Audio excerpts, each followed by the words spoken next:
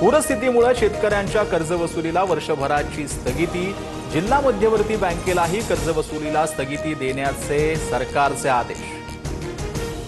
मालवणमध्ये पैसे वाटपाच्या तक्रारीवरून निलेश राणेंची भाजपा कार्यकर्त्याच्या घरी धाड। बॅगेत 25 लाख आढळल्यानं खळबळ।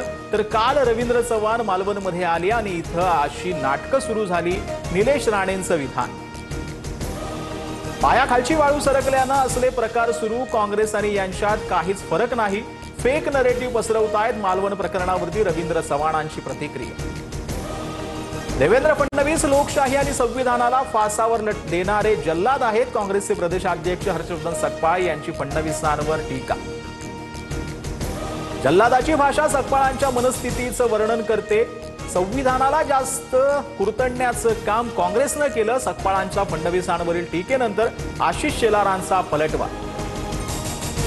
पार्थ पवार जमीन व्यवहार प्रकरणात कारवाईबाबत मोठी फसवणूक। मुख्यमंत्री फडणवीसांनी 24 तासात अजित पवारांचा राजीनामा घ्यावा।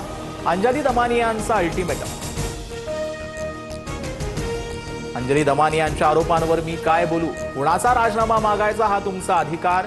दमानियांच्या मागणीवरती अजितदादांची प्रतिक्रिया। तर दमानिया काय म्हणाल्या मला माहित नाही, फडणवीसांचं विधान। जोपर्यंत देवा भाऊ मुख्यमंत्री तोपर्यंत लाडकी बहीण योजना कधीच बंद होणार नाही। सरकारमधील योजना तिन्ही पक्षांच्या। पालघरमधील प्रचार सभेतून फडणवीसांची ग्वाही।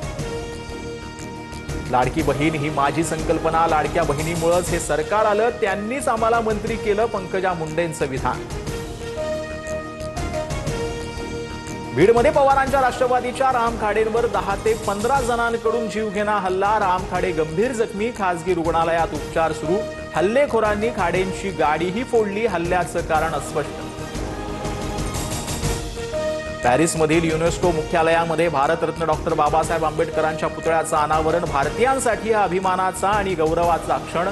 फडणवीसांची प्रतिक्रिया।